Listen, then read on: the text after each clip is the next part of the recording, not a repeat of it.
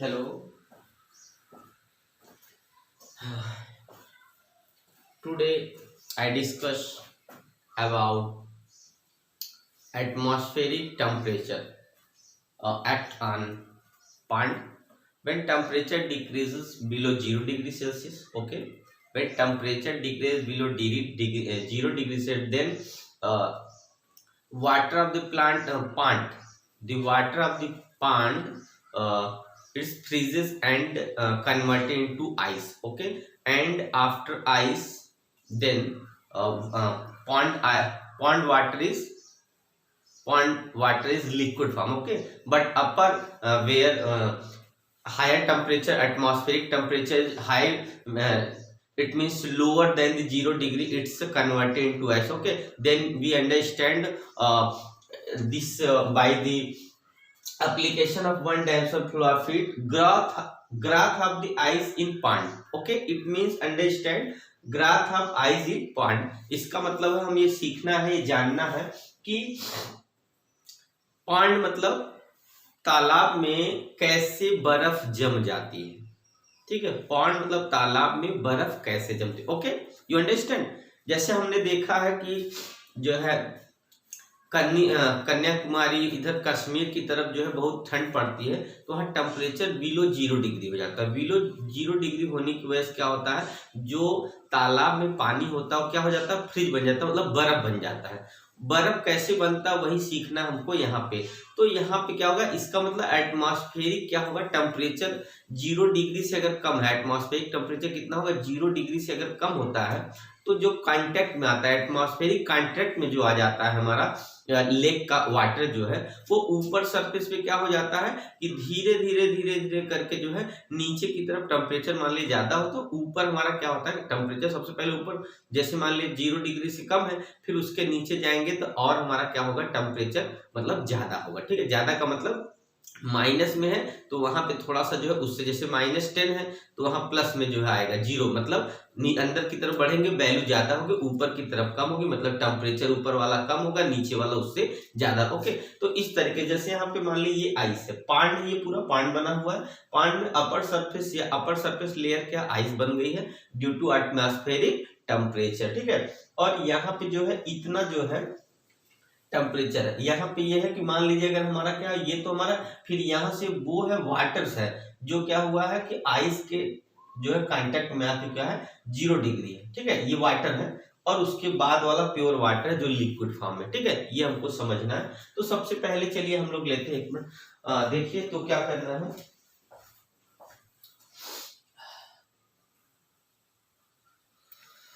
तो देखिए सबसे पहले हम लोग को करना क्या है कि चलिए हम लोग देखिए वन डायमेंशन हीट फ्लो पढ़े हैं। ठीक है, तो हम लोग ये देखेंगे जो स्केप एनर्जी है, जो escape energy, amount of heat कितना स्केप होता है, तो डीक्यू, अमाउंट ऑफ हीट जो है इक्वल होता है, कितना हीट जो है एटमॉस्फेरिक से स्केप किया उसको मिला, स्केप मतलब ट्रांसफर किया कितना अमाउंट ऑफ हीट, तो यहाँ कितना हो जाएगा, तो के ए, तो हमारा है कितना, यहाँ कितना है, यहाँ पे एटमॉस्फेरिक प्रेशर, यहाँ पे मान लिया माइनस, क्योंकि -थीटा इसलिए माना हुआ क्योंकि उसकी वैल्यू पता नहीं कितना है, पर बाद में ये आइस यहाँ से यहाँ तक आइस बन गया, तो दूसरा इसका कांटेक्ट वाला कितना है, तो 0 डिग्री पे आइस बनता पता है, तो यहाँ कितना हो गया 0 माइनस और -थीटा। ठीक है, ये हो गया। और कितना टाइम कितना लगा, मान लीजिए कितना टाइम लगा, तो टाइम टी लग गया। ठीक है, और यहां से हमने क्या मान लिया, इसका क्रॉस सेक्शनल एरिया कितना हो गया, ए हो गया, यहाँ पे ये लिया है। ठीक है, और यहाँ पे लंबाई कितनी है, देखिए ये कितना हमारा वाई है, इसका मतलब है पॉइंट का यहाँ से यहाँ तक क्या है हमारा लंबाई का मतलब यहाँ विड्थ ले लिया है। तो यहाँ जाए क्यू इक्वल कितना अमाउंट हीट सप्लाई किया, तो क्यू इक्वल के ए 0, मतलब यहाँ 0 पे आइस बन गया ये वाला, 0 माइनस एटमॉस्फेरिक प्रेशर अपर का कितना होगा, तो माइनस कितना हो गया डी थीटा हो गया। यहाँ से ये एटमॉस्फेरिक प्रेशर है जो इस पे दे के यहाँ आइस बना रहा है, यहाँ से इतना टेम्परेचर लगा हुआ है, तो 0 माइनस कितना, -थीटा अपन वाई, और यहाँ से टी हो जाएगा, तो क्यू इक्वल हो गया कितना के ए, और यहाँ पे थीटा टी अपान कितना हो गया वाई। ठीक है, ये हो गया। तो हम लोग जानते हैं कि latent heat of vaporisation, latent heat of जो है इवापोरेशन, तो लैटेंट हीट हम लोग पढ़े, ठीक है। लैटेंट हीट अभी हमने नहीं बताया, फिर भी देखिए लैटेंट हीट का जो फॉर्मूला होता है वहां पे भी Q इक्वल कितना होता है, कितना अमाउंट ऑफ हीट क्या होगा, ml हो जाता है। m मतलब होता है मास, जो भी उस सब्सटेंस का मास लेते हैं, जैसे यहाँ पे इतना, जितना यहाँ पे इतना एरिया का मास आएगा इतना, ये मास हो गया, ठीक है। और ये क्या है, लेटेंट हीट होती है, लेटेंट हीट, ठीक है। अब क्या करेंगे, मास को हमें कन्वर्ट करना है किसमें, डेंसिटी का कन्वर्ट करना, क्योंकि कम ज्यादा उसमें चेंज ही होती है, तो वहां से क्या हो जाएगा, मास को हम लोग जानते हैं डेंसिटी एरिया और इनटू कितना हो जाएगा, ये यहाँ से है, इतना हमारा लिया गया है, ये वैल्यू इतना ही चेंज हो रहा है, यहाँ पे इतना, इतनी की वैल्यू ले रहे हैं, तो यहाँ कितना हो जाएगा, तो dy हो जाएगा, ठीक। और ये हमारा ये रहेगा, ठीक है। तो ये वैल्यू हो गई। अब क्या करेंगे, देखिए यहाँ कितना हो गया, ये इतना पूरा हमारा, क्योंकि डेंसिटी हो गया। डेंसिटी का मतलब होता है हमारा कि ये पूरा वॉल्यूम हो गया इंटू वॉल्यूम, इंटू कितना हो गया, मल्टीप्लाई करेंगे, जैसे यहाँ देखिए यम density equal to mass upon volume, तो ये हो जाएगा मास इक्वल कितना हो जाएगा, डेंसिटी इंटू वॉल्यूम। वॉल्यूम को क्या लिखेंगे, तो यहाँ पर डेंसिटी हो गया, वॉल्यूम को हम लिख सकते हैं एरिया इंटू डिस्टेंस, तो एरिया ए होगा, dy इंटू एल हो जाएगा। ये Q की वैल्यू है, ये फर्स्ट इक्वेशन है और ये सेकंड इक्वेशन, इन दोनों को क्या कर दे, इक्वेट कर दे, दोनों की वैल्यू क्या कर लेते हैं, इक्वेट कर दे, तब क्या आता है, दोनों को बराबर रखने पाएगा, rho A D Y L equal to यहाँ पे K A theta T upon Y आ गया, ठीक है। यहाँ कितना आ गया, थीटा अपान वाई आ गया। इसका मतलब यहाँ से यहाँ तक तब इतने टाइम में यहाँ पे जो है, जो ट्रांसफर हुआ टाइम वो कितना था, तो डी वाई जो है आइस बन गया, ठीक है। और टाइम कितना लगा, तो टी लगा, बाद में टी डी टी भी लिख सकते हैं। अब यहाँ सबको क्या निकालना है, टाइम कितना लगा ये निकालना है, कितना टाइम लगा यहाँ से, तो यहाँ पे टी लिख लेंगे, तो टी इक्वल कितना होगा, तो ये हमारा इससे कैंसिल हो जाएगा, ठीक है। हो गया कितना, रो एल वाई, यहां से हो जाएगा, ये हम टी निकाले तो इधर इसमें मल्टीप्लाई होगा, रो और यहाँ पे यल, ये वाई यहाँ आ गया, और यहाँ से हो जाएगा डी वाई ये चीज, और यहाँ कितना हो गया, थीटा है, थीटा डिवाइड में आ गया, थीटा रो यहाँ, एल यहाँ, वाई यहाँ, और यहाँ से के और थीटा डिवाइड में, ठीक है। ये हो गया रो एल वाई के थीटा डी वाई हो गया। अब हमें क्या करना है, क्योंकि हमें वैल्यू निकालनी, मतलब कितना टाइम लगेगा, कितने टाइम में कितना जो है आइस बन जाएगा, तो टाइम क्या करेंगे, हम इंटीग्रेट कर देंगे, ठीक है। इसका मतलब ये मान लें 0 से t टाइम में, और यहाँ पे 0 से कितना हो जाएगा, यहाँ पे y मान ले, ठीक है। देख लीजिए इसमें 0 से t, मतलब 0 से t टाइम में क्या करेगा, जितनी एरिया क्या हो जाएगी, आइस बन जाएगी। इसका मतलब है कि आइस बन जाएगा। तो हम लोग ये देख रहे हैं कि अगर टाइम, जैसे जैसे टाइम क्या होता है, इंक्रीज करता है, मतलब जितना देर तक टाइम हमें देंगे, जैसे एक दिन में तो आइस बनेगा नहीं भाई, पॉन्ड है, कोई घर का फ्रिज नहीं है जिसमें एक गिलास पानी रखे और बन गया आइस, ठीक है। मतलब पॉन्ड है, large amount of water, large quantity of है, बल्क है, बहुत ज्यादा है, ठीक है, बल्कियर है। इसका मतलब क्या है, उसको टाइम देना पड़ेगा। टाइम कितना लग सकता है, 6 महीने, 1 साल, ठीक है, 6 महीने, 1 साल, 2 साल, यहाँ तक की जो है, हाँ, तो मिनिमम टाइम 1 महीने 2 महीने भी लग सकता है। तो इसका मतलब टेम्परेचर बहुत कूल हो जाएगा, किसका, तो एटमॉस्फेयर का। तो क्या होगा, वो ट्रांसफर करेगा अपना जो है टेम्परेचर, किसमें, हीट ट्रांसफर करेगा एटमॉस्फेयर से पॉन्ड में। पॉन्ड का मतलब वाटर पे, वाटर सरफेस क्या करेगा, लगातार क्या होगा, अपने जो टेम्परेचर को डिक्रीज करेगा, वो भी कम होता जाएगा। कम होते होते जब 0 डिग्री पहुंच जाएगा तो फ्रीज करेगा, पर पूरा पॉन्ड नीचे तक नहीं करता, एक लेयर होती है, वही वो लेयर है कितना, कि यहाँ से डी वाई लेयर तक हमारा फ्रीज कर जाए। और ये इतना ऊपर से एटमॉस्फेयर का ये वैल्यू लिया, तो यहाँ से यहाँ तक में ट्रांसफर किया, तो ये हमारा डी वाई इतना आइस बन गया 0 डिग्री पर। तो माइनस में ये रहा, एटमॉस्फेयर का टेम्परेचर है माइनस थीटा, और यहाँ पे है 0 डिग्री क्लियर आइस बनना है, तो 0 डिग्री होगा, डी वाई होगा, और नीचे वाटर है। तब हम लोग जानते हैं कि जो अमाउंट ऑफ हीट स्केप होता है, स्केप मतलब वन जो है एटमॉस्फेयर से इसमें transfer, escape equal D Q equal या Q equal K A final temperature मतलब जो ज्यादा है उसमें से कम वाला सब्ट्रैक्ट कर देंगे, ये आ गया वैल्यू, तो इतना आ गया। अब हम लोग जानते हैं लेटेंट हीट ऑफ यहाँ क्या लेना है, लेटेंट हीट लेना है, ठीक है। वेपर नहीं बनना है, इसलिए क्या होगा, कंडेंसेशन होगा हमारा, तो जमना है, तो Q equal M into L, M की value rho A D Y, क्योंकि हमारा कांटेक्ट कितना डी वाई, इतना इतना अमाउंट ऑफ, इतना यहाँ से यहाँ तक का अमाउंट जो है, मतलब इतने सरफेस तक का जो वॉल्यूम है, जो इसका मास होगा उतना लेना है, और यल क्या है, लेटेंट थीटा हमारा क्या है, कंडेंसेशन है। अब यहाँ से दोनों को इक्वेट कर दें, क्योंकि दोनों हीट, क्योंकि यही क्या होगा कि इसमें से जो टेम्परेचर जो एटमॉस्फेयर देगा इतने वाले को देगा, दोनों इक्वेट कर देंगे। अब यहाँ क्या मिला, तो हमें देखे कि टाइम कितना टाइम मिला, कितने टाइम में हमारा ये क्या बनेगा, तो फ्रीज कर जाएगा।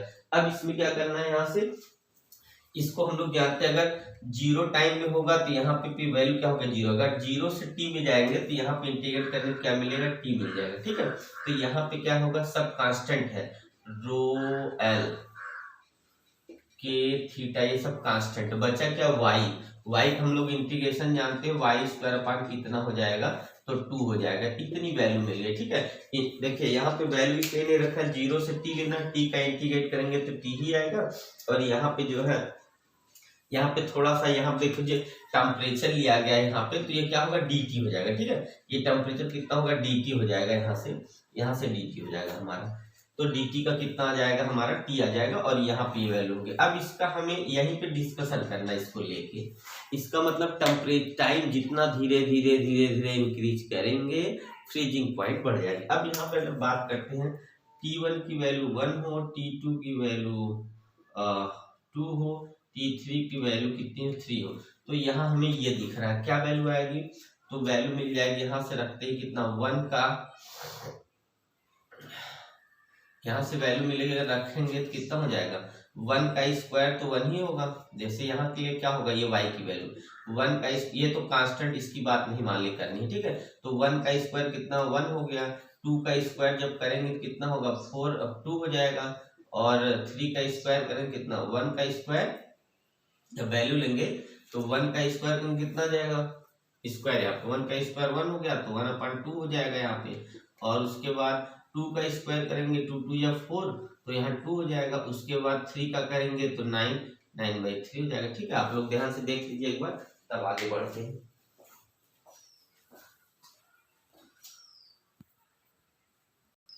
ठीक है, आया समझ में, देखिए तो इस तरीके से हमारा वैल्यू मिल जाएगा।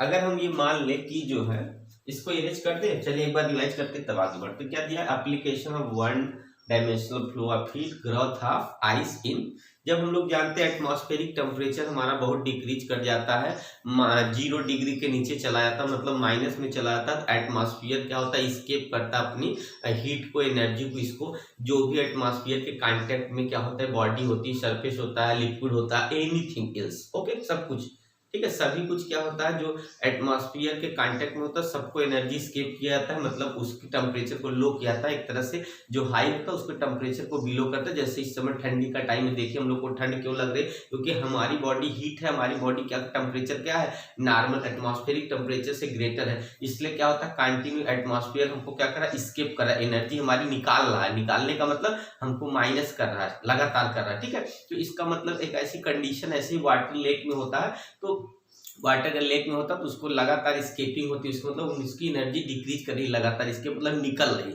इसके मतलब निकल रही, तो लगातार निकलते निकलते एक ऐसा टेम्परेचर आता है जिसमें 0 डिग्री पर पहुंच जाता है, तो फ्रीजिंग होने लगती है, इसका मतलब फ्रीज होके आइस बन जाता है। तो वही दिखाया गया कि यहाँ से यहाँ तक का एटमॉस्फेरिक हो गया, उसका टेम्परेचर माइनस थीटा है, यहाँ पे 0 डिग्री है, तो हम लोग निकाल लिया कितना स्केप किया, इतना हीट कितना स्केप किया, उसके बाद यहाँ पे क्या है, लेटेंट हीट कितना आइस बना, 0 से यहाँ तक का आइस बन गया, आइस का मतलब है लेटेंट हीट ऑफ फ्रीजिंग एक तरह से, तो ये फ्रीजिंग के लिए इसका वैल्यू रख दिया, दोनों इक्वेट किया, ये वैल्यू आ गई, और हमने ये लिखा, मान लिया dt, ये टाइम मान कितना, मान लो टाइम कि dt टाइम बहुत स्मॉल टाइम के लिए मान लिया, फिर बाद में क्या किया, हमने टाइम निकाला इंटीग्रेट करके, तो इससे पता चलेगा कितने टाइम में क्या होगा, कितना टाइम लगेगा कि ये y मतलब जो फ्रीजिंग एरिया है, एक तरह से फ्रीजिंग विड्थ है, कितनी बढ़ेगी टाइम के हिसाब से, ठीक है। अब चलिए यहाँ पे ले लीजिए, तो हमने क्या देखा कि t इक्वल टू हमारी वैल्यू आ चुकी है रो एल, चलिए 1/2 यहाँ भी कर देते हैं और यहाँ पे k थीटा तो आया वाई स्क्वायर। ठीक है, तो हम क्या देखेंगे कि अगर हमारा t1 की वैल्यू अगर 1 है तो y का कितना हो जाएगा 1 होगा। t2 की वैल्यू अगर हम मान ले 2 तो y2 की वैल्यू ये y वाला मान ले ये वाली वैल्यू है, तो यहाँ कितनी आ जाएगी वैल्यू हमारी, तो 4 आ जाएगी।